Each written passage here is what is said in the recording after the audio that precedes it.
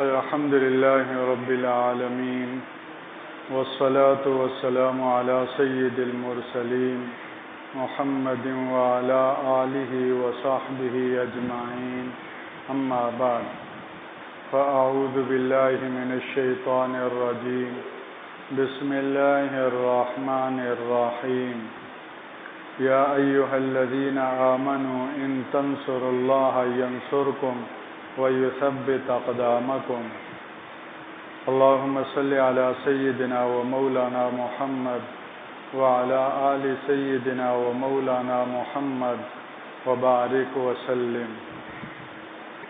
حضرت اقدس مولانا محمد یوسف لدھیانوی قدس اللہ سرہ ایک مرتبہ فرمانے لگے کہ آئے دن نئے نتنے فتنے سر اٹھاتے رہتے ہیں. ایک فتنے کا قلقمہ ہوتا نہیں کہ دوسرا فتنہ سر اٹھا لیتا ہے اور طرح طرح کے فتنے امڑ کر ظاہر ہوتے رہتے ہیں. تو فرمانے لگے کہ طبیعت پر اس کی وجہ سے بوجھ تھا کہ ایک فتنے سے نمٹ کر فارغ ہوئے نہیں کہ دوسرے فتنے نے سر اٹھا لیا.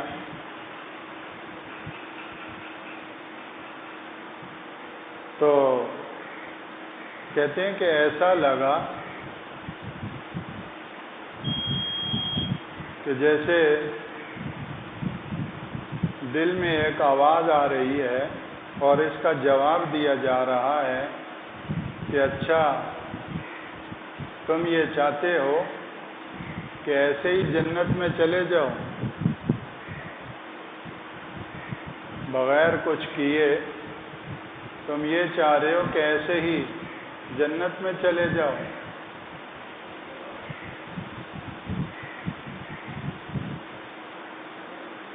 اللہ اکبر. تو حقیقت یہی ہے کہ زندگی بھر اللہ کا بننا یہ زندگی کا کام ہے.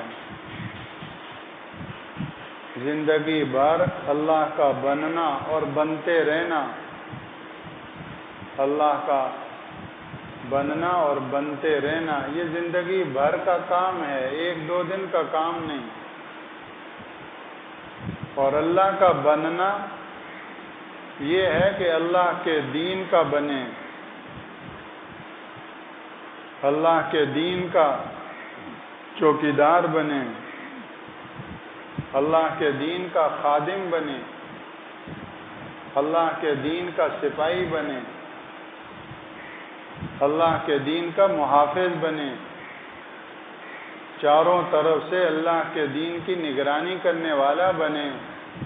کوئی اللہ کے دین پر ڈاکہ نہ ڈال لے. یہ زندگی بھر کی چوکیداری اور نگرانی ہے. اور جس وقت بھی کوئی اللہ کے دین پر حملہ آور ہوگا تو اس سے مقابلہ تو کرنا ہے. اور یہ ایک دن دو دن کی بات نہیں, یہ تو زندگی بھر کا کام ہے. جس کا کھاتے ہیں اور جس کے دانے پانی پر پلتے ہیں اور جس کے پیدا کیے ہوئے ہیں تو اس کے کام میں لگے رہنا ہے. اس کی کوئی لمٹ نہیں ہے, اس کی کوئی حد نہیں.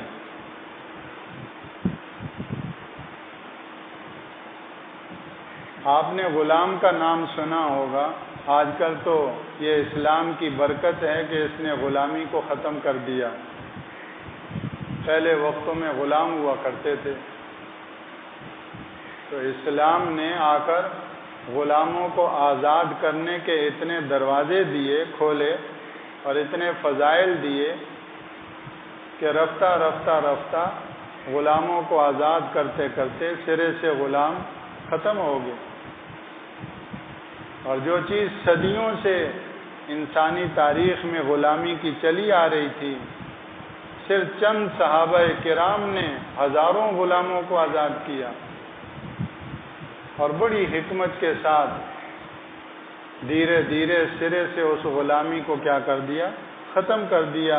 آج پوری دنیا میں کہیں کوئی غلام نہیں ملتا۔ یہ الگ بات ہے کہ جاہلیت کے دور کی وہ غلامی تو اسلام نے ختم کر دی۔ آج جدید دور کی آزاد انسانوں کو غلام بنانے کی طرح طرح کی قسمیں باطل نے نکال لی ہیں، جن کے ذریعے سے ملکوں کو غلام بنایا جاتا ہے، افراد کو اور قوموں کو غلام بنایا جاتا ہے اور ان کی آزادی سلب کی جاتی ہے۔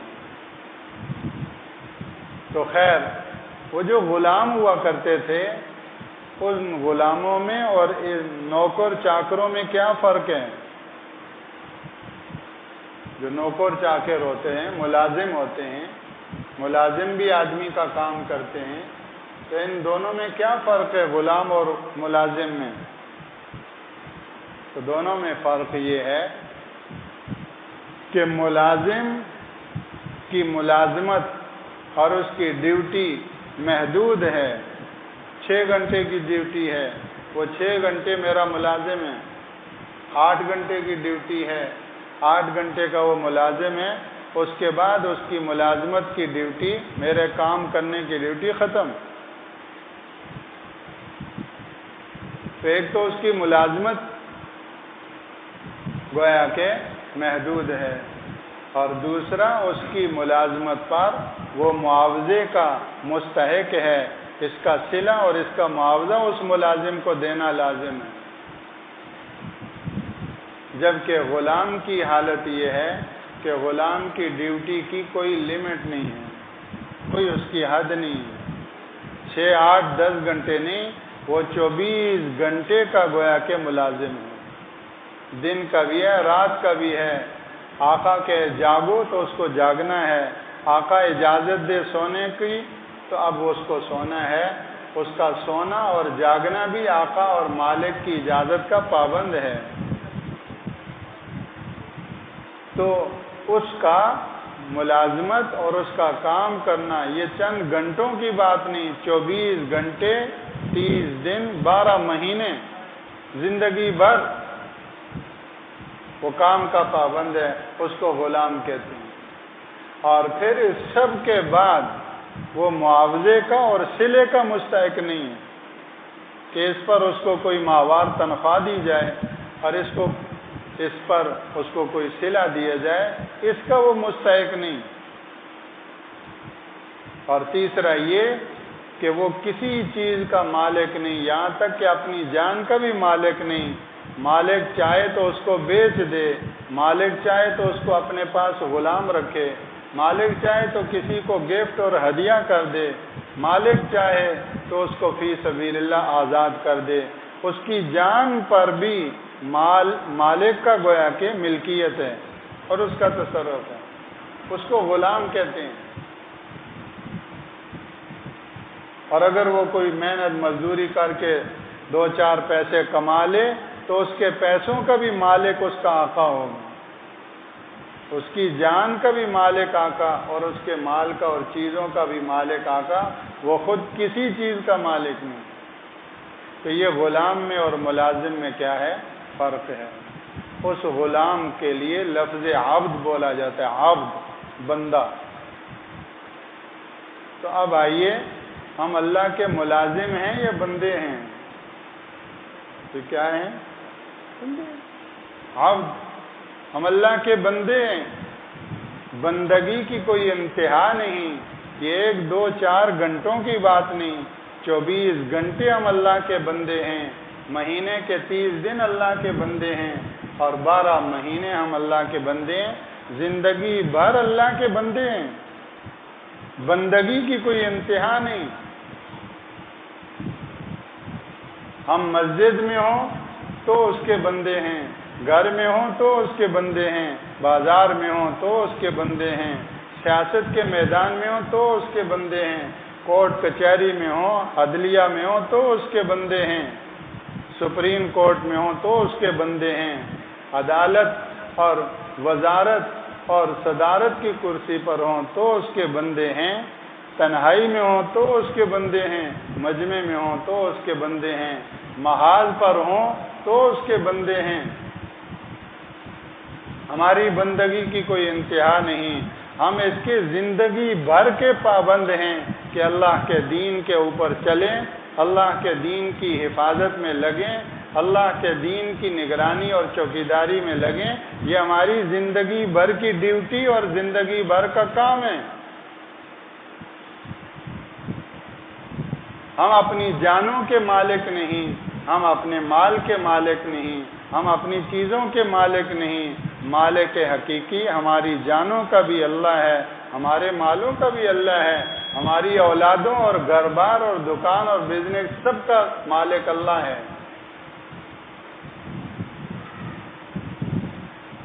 انا للہ، ہم کس کے ہیں؟ اللہ کے ہیں. تو ہمارا جو کچھ ہے وہ بھی اللہ کا ہے. ہمارے اوپر اختیار وہ اللہ کا ہے. اور اللہ کا جو اس دھرتی پر آخری نمائندہ ہے اور آخری پیغمبر ہیں وہ رسول اللہ صلی اللہ علیہ وسلم کے ہیں. وہ ہیں. اللہ کے بعد ہمارے اوپر اگر اختیار ہے تو رسول اللہ کا ہے. میں جیسے چاہوں ویسا نہیں کر سکتا، میں جیسے چاہوں ویسا نہیں چل سکتا. رسول اللہ جو کہیں وہ مجھے کرنا ہے، رسول اللہ جو چاہیں وہ مجھے کرنا ہے. میرے اوپر اللہ کا اختیار ہے یا اللہ کے رسول کا اختیار. ہر مسلمان کا اسلام اور ایمان اس کو اس کا پابند بناتا ہے. اور جو اللہ اور اس کے رسول کو بائی پاس کر کے اپنے اوپر اپنا اختیار چلائے، یا اپنے اوپر کسی حکومت کا اختیار چلائے، یا اپنے اوپر کسی ادارے کا اختیار چلائے، یا اپنے اوپر کسی قوم برادری کا اختیار چلائے، دنیا جہان کے کسی نیشنل اور انٹرنیشنل قانون کو اپنے اوپر چلائے، اگر اللہ اور اس کے رسول کو بائی پاس کر کے، تو اس سے بڑا کوئی گمراہ نہیں ہے، اس سے بڑا کوئی بحران کوئی نہیں ہے، اس سے زیادہ بھٹکا ہوا کوئی نہیں ہے کہ ہے تو اللہ کا اور اس کے اوپر چلتا حکم کسی اور کا ہے. غلام اور بندہ تو اللہ کا ہے، کھاتا تو اللہ کے دسترخوان پر ہے، اور دی ہوئی اللہ کی جان ہے، سب کچھ دیا ہوا اللہ کا ہے. لیکن قانون اور ضابطہ اور کوئی فیصلہ اور حکم یہ غیر اللہ کا اپنے اوپر لاگو کرتا ہے. سورہ احزاب: ما کان لمؤمن ولا مؤمنۃ اذا قضى الله ورسوله امرا ان يكون لهم الخيارۃ من امرهم. کسی مومن مرد اور عورت کو اللہ اور اس کے رسول کے فیصلے کے بعد اپنی ذات کے حوالے سے کوئی اختیار نہیں. ما کان لمؤمن ولا مؤمنۃ اذا قضى الله ورسوله امرا، اللہ اور اس کے رسول نے جب کوئی فیصلہ کیا، ان یکون الخیارۃ من امرہم، تو پھر ان کو کوئی اپنا اختیار باقی رہے، ایسا نہیں. اور جب اللہ اور اس کے رسول کا فیصلہ ہے تو وَمَن يَعْصِ اللَّهَ وَرَسُولَهُ فَقَدْ ضَلَّ ضَلَالًا مُبِينًا. جس نے اللہ اور اس کے رسول کے فیصلے کو پسے پوئی ڈالا اور اس کی نافرمانی میں نکلا تو یہ بہت سری گمراہی میں جا مبتلا ہوا. جو رائے حق تھا، جو صراط مستقیم تھا، جو اللہ اور جنت تک جاتا تھا، یہ اس راستے سے صراحتاً بھٹک چکا ہے. وہ چیف جسٹس ہو یا کوئی گاؤں اور دیہات کا رہنے والا، بکریاں چرانے والا چرواہا ہو، کوئی عالم اور مفتی ہو یا کوئی ایک عام ہو انسان ہو، جو اس گویا کہ اللہ اور اس کے رسول کے اس فیصلے کے بعد جو ادھر ادھر ہو جائے گا، وہ دنیا کا مشہور اسکالر ہی کیوں نہ ہو اور بڑے لاکھوں ویورز کیوں نہ رکھنے والا ہو، وہ اس رائے حق سے، صراط مستقیم سے بھٹک چکا ہے.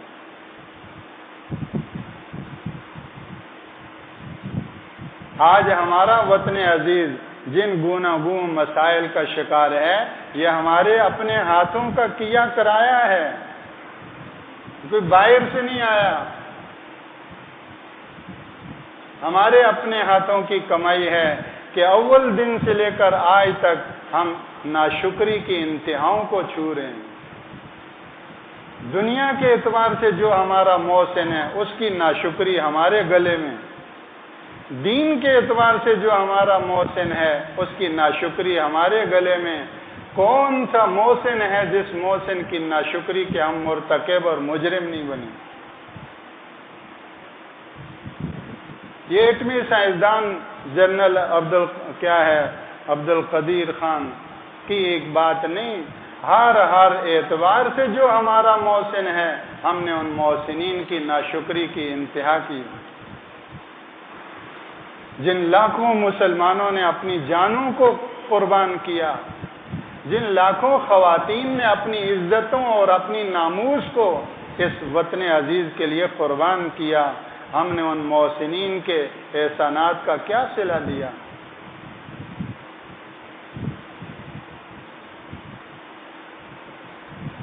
متحدہ ہندوستان میں کیا کمی تھی کہ جب ہم نے یہاں ایک الگ وطن عزیز بنایا اور اس کے لیے اتنی قربانیاں دی؟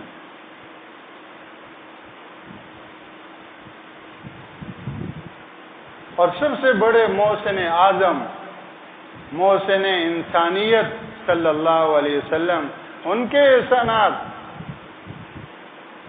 جن کے دم سے ہم مومن ہیں اور ہمارا ایمان قائم ہے، جن کے صدقے اور جن کے طفیل ہمیں مسلمانی ملی،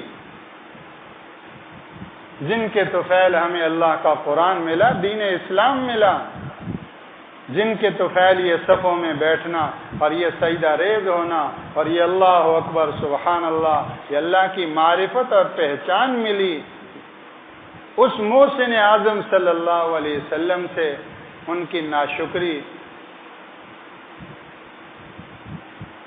ہم سب اپنی انفرادی اور اجتماعی زندگیوں میں استغفار کریں۔ اللہ جل شانہ شکر گزاری کو پسند فرماتے ہیں۔ اعلان خداوندی ہے وَإِذْ تَأَذَّنَ رَبُّكُمْ لَئِن شَكَرْتُمْ لَأَزِيدَنَّكُمْ، تمہارے رب کا یہ فیصلہ ہے اگر شکر ادا کرو گے تو میں تمہارے لیے اپنی نعمتوں کا اضافہ کروں گا۔ وَلَئِن كَفَرْتُمْ إِنَّ عَذَابِي لَشَدِيدٌ، اور اگر ناشکری کرو گے تو میری پکڑ سخت ہے۔ اگر اس کی پکڑ میں ہم آئے تو سیاسی پارٹیاں کیا، عدلیہ کیا، فوج کیا، کوئی ایسا نہیں ہے کہ جو ہمیں اللہ کی پکڑ سے چھڑا سکے۔ اس اللہ کی پکڑ میں سب ہوں گے۔ محسن اعظم صلی اللہ علیہ وسلم کی ختم نبوت آج کوئی ہمارے لیے یہ مشکل مسئلہ ہے۔ 1400 سالہ امت کی قربانیاں اور 1400 سالہ امت کی گویا کہ اس کا اجماع، بدر و احد، خندق و احزاب اور تبوک میں اتنی قربانیاں نہیں ہوئیں جتنی جنگ یمامہ میں ہوئیں۔ رسول اللہ صلی اللہ علیہ وسلم کی ختم نبوت یہ اسلام کا تحفظ ہے، یہ اللہ کے قرآن کا تحفظ ہے۔ اگر اللہ کے رسول صلی اللہ علیہ وسلم کی ختم نبوت کو خطرہ ہوتا ہے تو یہ اسلام کو خطرہ ہے، امت مسلمہ کو خطرہ ہے، اللہ کے قرآن کو خطرہ ہے۔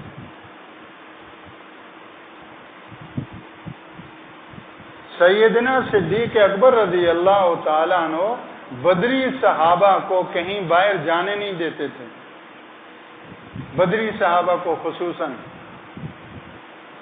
اور انتہائی قیمتی اثاثہ ان کو سمجھا جاتا تھا اور انتہائی ان کو بابرکت سمجھا جاتا تھا۔ بابرکت تو ہر صحابی ہے۔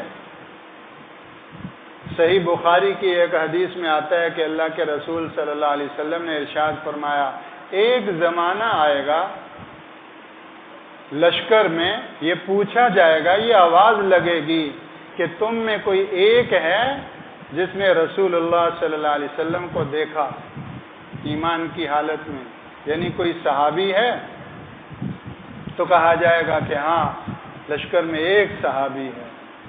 اللہ کے رسول صلی اللہ علیہ وسلم ارشاد فرمایا اس ایک صحابی کی برکت سے سارا لشکر فتح سے نواز دیا جائے۔ ایک صحابی کی برکت سے وہ سارے لشکر کو فتح دے دی جائے۔ پھر ایک وقت آئے گا کہ لشکر میں یہ پوچھا جائے گا کہ کوئی ایک ایسا آدمی ہے کہ جس نے اس کو دیکھا ہو جس نے رسول اللہ کو دیکھا، یعنی تابعی، تو کہا جائے گا نعم، ایسا ایک آدمی ہے جس نے ان کو دیکھا جنہوں نے رسول اللہ کو دیکھا، یعنی ایک تابعی ہے۔ فرمایا کہ اس ایک تابعی کی برکت سے سارا لشکر فتح پائے گا، اور ایک وقت آئے گا اس میں یہ پوچھا جائے گا کہ کیا تم میں کوئی ایک آدمی ایسا ہے کہ جس نے اس کو دیکھا ہو کہ جس نے رسول اللہ صلی اللہ علیہ وسلم کو دیکھنے والے صحابی کو دیکھا ہو، یعنی کوئی تبع تابعی ہے، تو کہا جائے گا ہاں ہے ایسا، تو فرمایا کہ اس کی برکت سے سارے لشکر کو فتح سنائیں۔ تو جب ایک صحابی کا یہ مقام ہے اور ایک تابعی کا اور ایک تبع تابعی کا یہ مقام ہے، تو بدری صحابہ کا کیا مقام ہوگا؟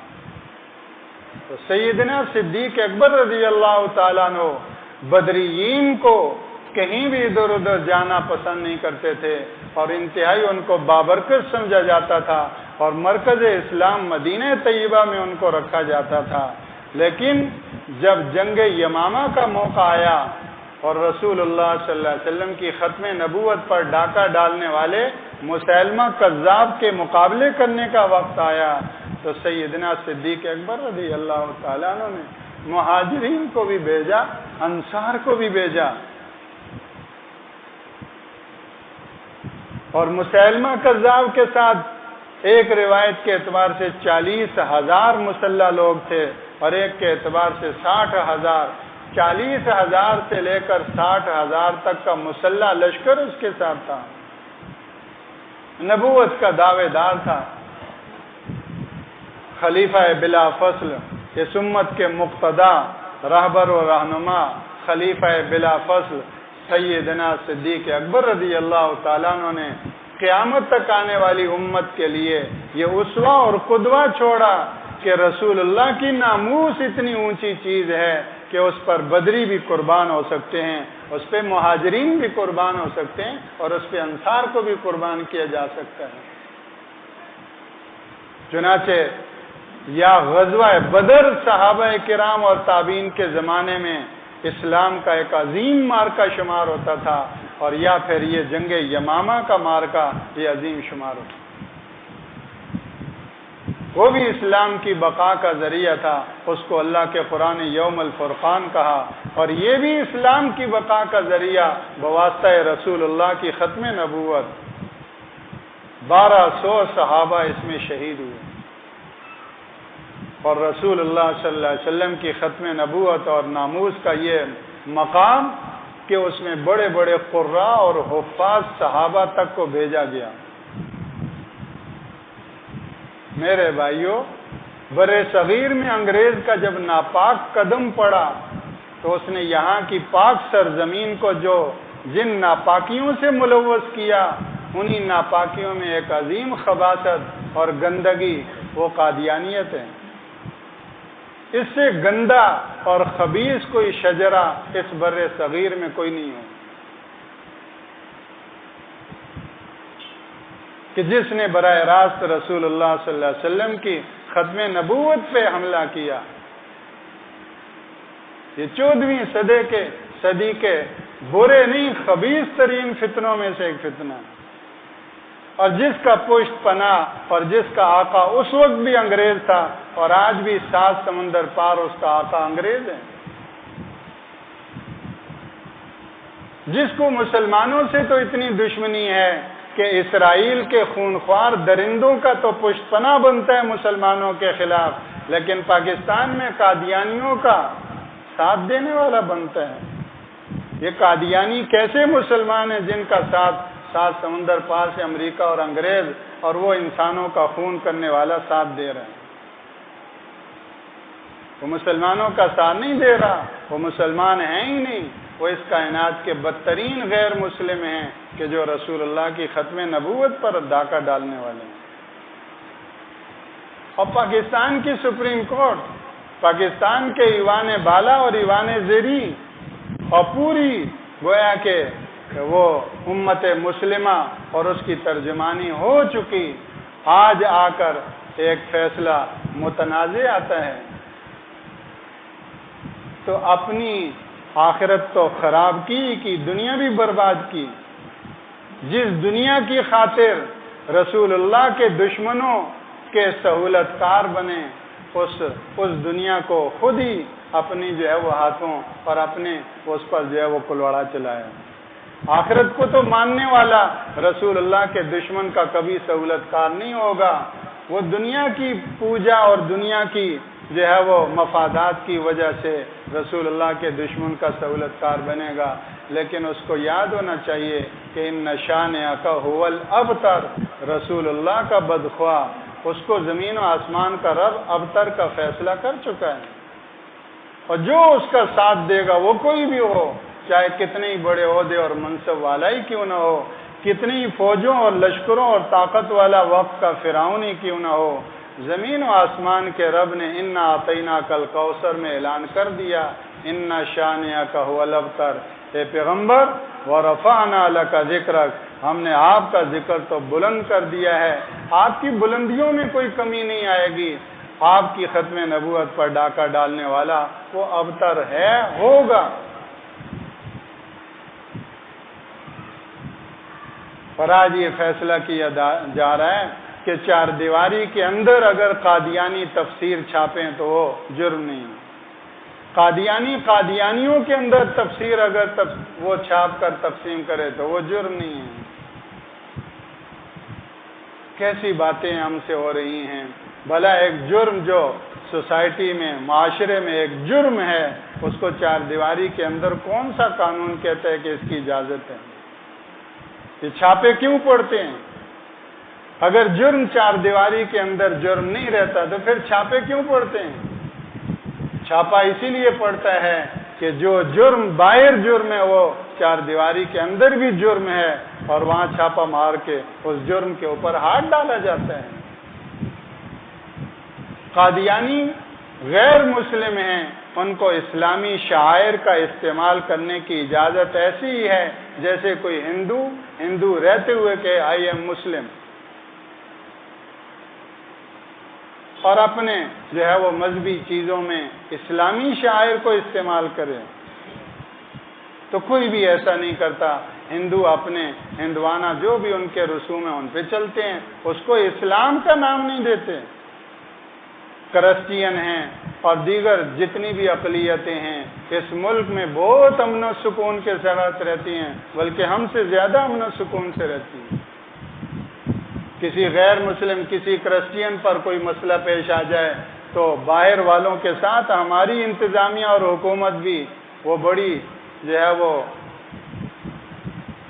تیزی دکھاتی ہے، اور کوئی مسلمان ان کے ساتھ کوئی مسئلہ پیش آ جائے تو مقامی انتظامیہ بھی ٹس سے مس نہیں ہوتی، حکومت تو الگ بات ہے.